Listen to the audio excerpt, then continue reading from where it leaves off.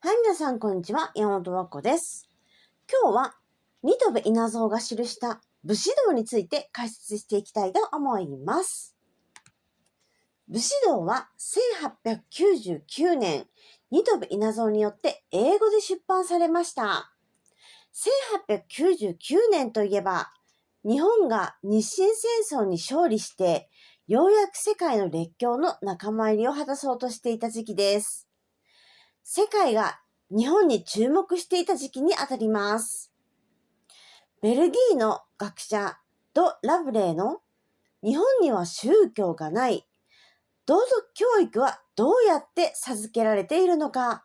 という質問に対する答えとして新渡戸稲造はこの武士道を書いたと言われています。日本という信仰の小国が大国清を倒したことに対する驚きと警戒心が当時の欧米人に芽生えました。そういうわけで日本とは好戦的で野蛮な未開の国というイメージが定着することとなりました。また、切腹、腹切りという凄惨な実態を通して世界の日本に対する野蛮な国というイメージは決定的になりました。このような日本は好戦的で野蛮な国という欧米の強固なイメージに対して正面から反論した本がこの武士道になります。新渡戸稲造は日本とは礼儀を備えた文明国であると主張しました。では具体的に武士道にはどんなことが書かれているか見ていきましょう。武士道は封建制の時代に入った源頼朝の時代、12世紀末に成立しました。この武士道では、武士が身につけなければならない教えは、義、勇、仁、礼、信、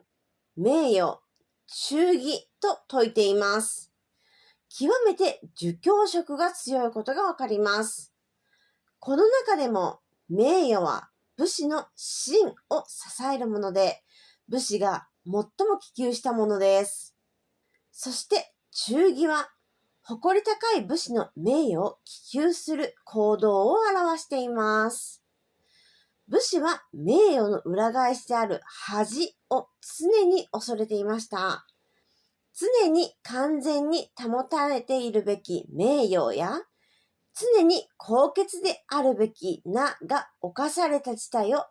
恥であるとする思想です。日本人には欧米人が奇妙と感じる振る舞いがいくつもありました。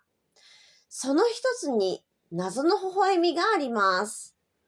そもそも日本人は勇の徳によって普通があっても物を言わずに耐え抜く忍耐力をつけ、礼の徳によって相手を思いやって自らの感情をあらわにしない態度を身につけています。自らのことを声高に主張するのを好まない点や、言わずともわかるとお互いの心を黙って推し量ろうとするような点は、国民的性格の一端と言えるでしょう。謎の微笑みは、逆境によって乱された心の平衡を回復しようとする努力を隠すという働きがあります。日本人が絶えずそのような微笑みをする必要があったのは、日本人が本来敏感すぎる側面を持っていたからであると彼は説きました。この本が書かれた時代から現代に至るまで、欧米は自分たちの価値観、論理をグローバルスタンダードとみなして、他の国に押し付けようと努めてきた側面があります。しかし、日本にもまた独自の価値観があり、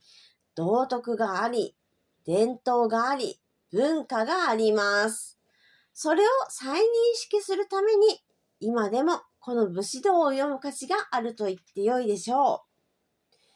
今日はここまでです。ありがとうございました。